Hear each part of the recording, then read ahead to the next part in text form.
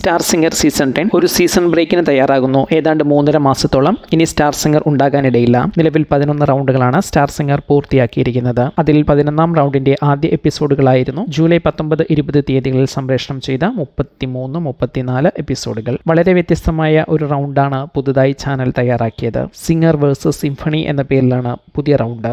വളരെ വിപുലമായ ഒരു ഓർക്കസ്ട്ര ടീമിനെയാണ് ഇതിനായി ചാനൽ തയ്യാറാക്കിയത്. ഈ വിപുലമായ ഓർക്കസ്ട്ര ടീം ഒരുക്കുന്ന സിംഫണിക്കൊപ്പമാണ് ഈ റൗണ്ട് നടന്നത്. 4 പെർഫോമൻസുകൾ ഓരോ എപ്പിസോഡിലും എന്ന ക്രമത്തിലാണ് മത്സരങ്ങൾ നടന്നത്. മത്സരങ്ങൾ കൂടാതെ ഓർക്കസ്ട്ര ടീമിന്റെ വ്യത്യസ്തമായ പെർഫോമൻസും ഉണ്ടായിരുന്നു. മറ്റൊരു പ്രധാന കാര്യം, ഈ റൗണ്ടിന്റെ എപ്പിസോഡുകളിൽ മഹാഗുരു KS ചിത്ര ഇല്ല എന്നതാണ്. ചിത്ര ചേച്ചിയുടെ അഭാവത്തിൽ വിധുവിനും സിതാരയ്ക്കുമൊപ്പം മറ്റ് 2 പേർ കൂടി ജഡ്ജിംഗ് പാനലിലേക്ക് എത്തുന്നു. സംഗീത സംവിധായകരായ രാഹുൽ രാജും കൈലാസ് മേനോനും ഈ റൗണ്ടിൽ ജഡ്ജിംഗ് പാനലിലുണ്ട്. എപ്പിസോഡുകളിലെ പ്രകടനങ്ങൾ ഇങ്ങനെ: 19ാം തീയതി ശനിയാഴ്ചത്തെ എപ്പിസോഡിലാകെ 4 പെർഫോമൻസുകൾ. ഈ എപ്പിസോഡിൽ കോൺവെന്റിന്റെ വിധുരാജ് 100 മാർക്കോടെ ഗോൾഡൻ സ്റ്റാർ നേടി. മറ്റ് പെർഫോമൻസുകൾ കോൺവെന്റിന്റെ തന്നെ തീർത്ഥ സത്യൻ 99.5 മാർക്ക് നേടി.